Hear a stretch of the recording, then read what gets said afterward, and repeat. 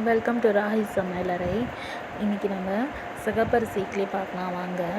அதுக்கு நான் வந்து ஒரு கிளாஸ் சிகப்பரிசி, ஒரு கிளாஸ் வந்து நார்மல் இட்லி அரிசி, அப்புறம் வந்து 3/4 கிளாஸ் வந்து உளுந்து, அப்புறம் 1 டீஸ்பூன் வந்து வெந்தயம் ஆட் பண்ணியிருக்கேன். இது வந்து நான் புட்டரிசின்னு சொல்லுவாங்க, மாப்பிள்ளை சம்பா அரிசின்னு சொல்லுவாங்க.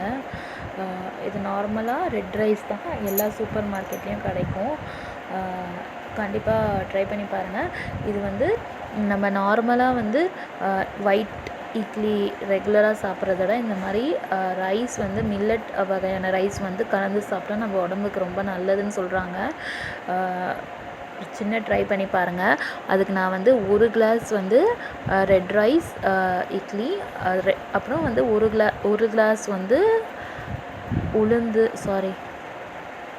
ஒரு கிளாஸ் வந்து ரெட் ரைஸும், ஒரு கிளாஸ் வந்து இட்லி அரிசியும், 3/4 கிளாஸ் அளவுக்கு வந்து உளுந்து எடுத்திருக்கேன். இப்போ வந்து தண்ணியில் நல்லா அலசி அதை வந்து 8 மணி நேரம் ஊறணும். இட்லி ரைஸ் வந்து 3 மணி நேரத்தில் ஊறிடும், உளுந்தும் சீக்கிரமாக ஊறிடும். ஆனால் ரெட் ரைஸ் வந்து கண்டிப்பாக 8 ஹவர்ஸ் கண்டிப்பாக ஊறணும். அப்போ தான் வந்து நம்ம அரைக்கும் போது சாஃப்டாக வரும். நான் ஒரு டீஸ்பூன் வந்து வெந்தயம் ஆட் பண்ணி அதை வந்து ஒரு 8 ஹவர்ஸ்க்கு நான் வந்து க்ளோஸ் பண்ணி வச்சுறேன். இது வந்து நான் நைட்டு க்ளோஸ் பண்ணி வச்சேன். காலையில் வந்து நல்லா இதுவாகிடுச்சு. இப்போ வந்து எடுத்து பார்த்தோன்னா 8 ஹவர்ஸ்க்கு அப்புறம் நல்லா வந்து ஊறிடுச்சு. ரெட் ரைஸும் நல்லா ஊறிடுச்சு. இப்போ வந்து நம்ம வந்து மிக்சியில் தான் நான் அரைக்க போகிறேன்.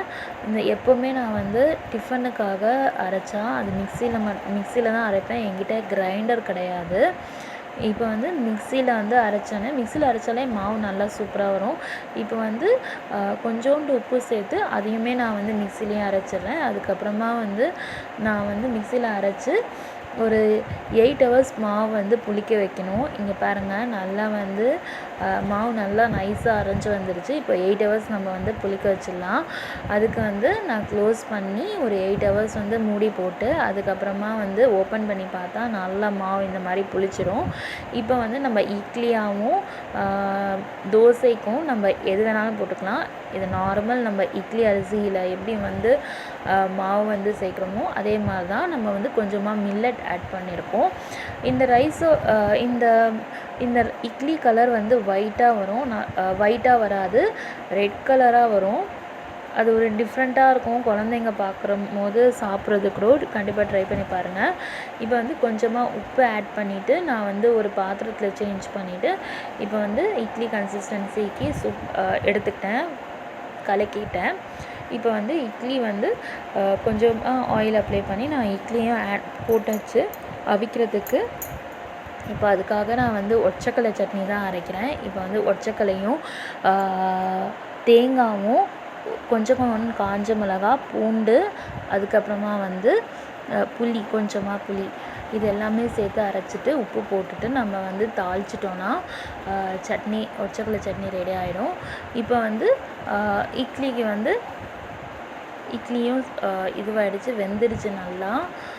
இப்போ வந்து நல்லா வெந்து சாஃப்டாகிடுச்சு பாருங்கள்.